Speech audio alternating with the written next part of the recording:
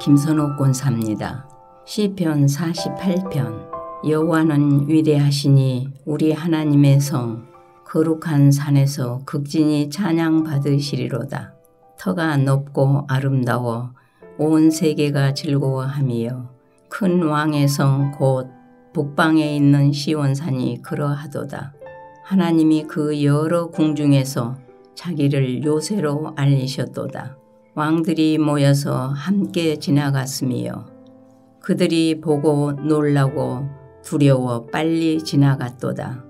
거기서 떨림이 그들을 사로잡으니 고통이 해산하는 여인의 고통 같도다. 주께서 동풍으로 다시새 배를 깨트리시도다. 우리가 들은 대로 만군의 여호와의 성 우리 하나님의 성에서 보았나니 하나님이 이를 영원히 견고하게 하시리로다. 셀라. 하나님이여 우리가 죄전 가운데서 주의 인자심을 생각하였나이다. 하나님이여 주의 이름과 같이 찬송도 땅끝까지 미쳤으며 주의 오른손에는 정의가 충만하였나이다. 주의 심판으로 말미암아 시온산은 기뻐하고 유다의 딸들은 즐거워할지어다. 너희는 시온을 돌면서 그곳을 둘러보고 그 망대들을 세어보라. 그의 성벽을 자세히 보고 그의 궁전을 살펴서 후대에 전하라. 이 하나님은 영원히 우리 하나님이시니 그가 우리를 죽을 때까지 인도하시리로다. 하늘에 계신 우리 아버지여, 이름이 거룩히 여김을 받으시오며 나라가 임하옵시며 뜻이 하늘에서 이룬 것 같이 땅에서도 이루어지이다. 오늘날 우리에게 일용할 양식을 주옵시고 우리가 우리에게 죄 지은 자를 사하여 준 것 같이 우리 죄를 사하여 주옵시고 우리를 시험에 들게 하지 마옵시고 다만 악에서 구하옵소서. 대개 나라와 권세와 영광이 아버지께 영원히 있사옵나이다. 아멘.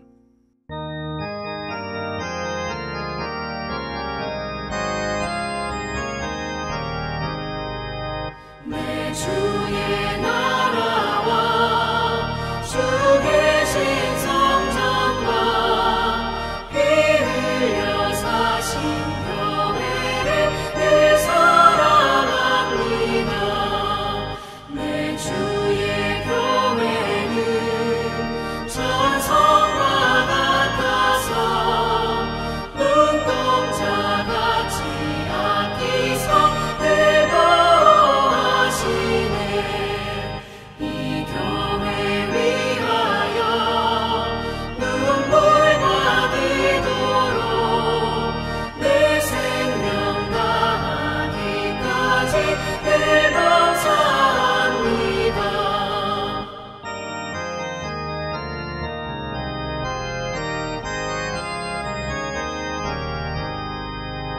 성도의 교제와 교회의 위로와 구주와 맺은 언약을 늘 기뻐합니다. 하늘의 영광과 베푸신 은혜가 진리와 함께 영원히 시온에 넘치네. 아멘. 이 새벽 함께 나눌 하나님 말씀은 민수기 3장 1절에서 13절까지 말씀입니다. 제가 11절에서 13절까지 말씀만 봉독해 드리겠습니다. 여호와께서 모세에게 말씀하여 이르시되 보라 내가 이스라엘 자손 중에서 레위인을 택하여 이스라엘 자손 중에 태를 열어 태어난 모든 맞이를 대신하게 하였은즉 레위인은 내 것이라. 처음 태어난 자는 다 내 것임은 내가 애굽 땅에서 그 처음 태어난 자를 다 죽이던 날에 이스라엘의 처음 태어난 자는 사람이나 짐승을 다 거룩하게 구별하였음이니 그들은 내 것이 될 것임이니라. 나는 여호와니라. 아멘. 내 새벽에도 주님 앞에 나온 우리 사랑하는 성도님들에게 하나님의 크신 은혜가 함께 하시기를 주님의 이름으로 축복합니다. 민수기 1장 2장은 이스라엘의 인구조사를 다루고 있습니다. 이제 3장 4장은 레위인에 대한 인구조사를 다루고 있습니다. 특별히 민수기 3장은 한 달 이상 된 레위인의 수를 계수하고 있습니다. 그리고 4장은 30세 이상 50세 이하로 성소에서 직무를 감당할 수 있는 레위인들에 대한 조사입니다. 특별히 오늘 본문은 아론의 아들들, 즉 제사장의 혈통과 직무에 대해서 다루고 있습니다. 그리고 레위인의 직무를 다루고 있습니다. 1절에서 4절은 아론의 아들들에 대해서 나옵니다. 1절에서 아론과 모세가 낳은 자라고 말씀합니다. 아론의 아들들의 이름은 이러하니 장자는 나답이요 다음은 아비우와 엘르아살과 이다말이니 이는 아론의 아들들의 이름이며 그들은 기름 부음을 받고 거룩하게 구별되어 제사장 직분을 위임받은 제사장들이라. 2절 3절은 이렇게 말씀합니다. 아론의 네 아들들의 이름은 나답, 아비우, 엘르아살, 이다말입니다. 이들은 기름 부음을 받고 거룩히 구별된 제사장이 되었습니다. 하지만 나답과 아비우는 다른 불을 들이다가 죽었습니다.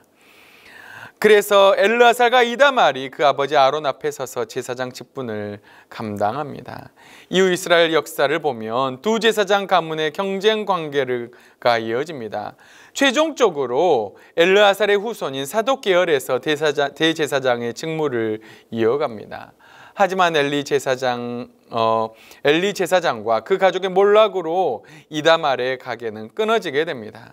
사랑하는 성도 여러분, 아론의 아들들은 기름 부음을 받고 거룩하게 구별되어 제사장의 직분을 위임받았습니다. 하지만 다른 불을 들인 나답과 아비우는 하나님 앞에서 죽고 말았습니다. 제사장 직분은 너무나도 영광스럽습니다. 하지만 특권만큼이나 생명을 건 순종과 책임을 요구합니다. 권력이 많다고 해서 특권이 있는 것은 아닙니다. 더 큰 순종이 요구됩니다. 더 큰 책임이 따르는 자리입니다. 예수님은 영원한 대제사장이 되셔서 하나님의 뜻에 순종하셨습니다.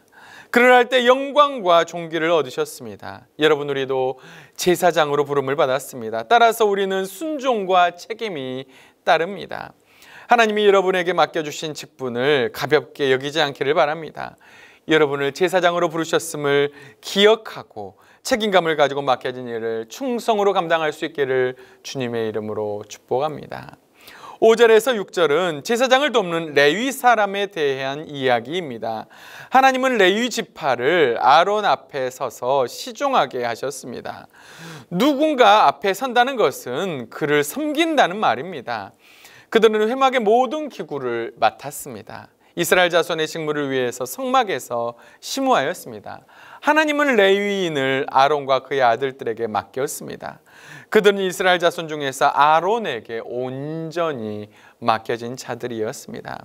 한마디로 말하면 아론과 그의 아들들은 제사장의 직무를, 그리고 레위인들은 그들 앞에서 시종하는 자들이었습니다. 레위인들은 회막 밖에 서서 회막을 지켰습니다. 회막에 찾아오는 사람들을 돕는 역할을 했습니다. 레위인들은 제사장들이 짐승을 잡을 때 여러 가지 필요한 준비를 감당했습니다. 짐승을 끌고 오는 일, 짐승을 잡는 데 각종 보조하는 일들을 했습니다. 또한 광야에서 이동할 때 레위인은 회막과 여러 기구들을 해체, 이동, 설치하는 일들을 도맡아 했습니다.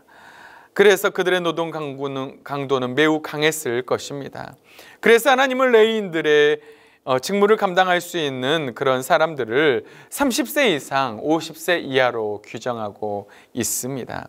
사랑하는 성도 여러분, 하나님은 레위인을 세워서 제사장 직무를 돕게 하셨습니다.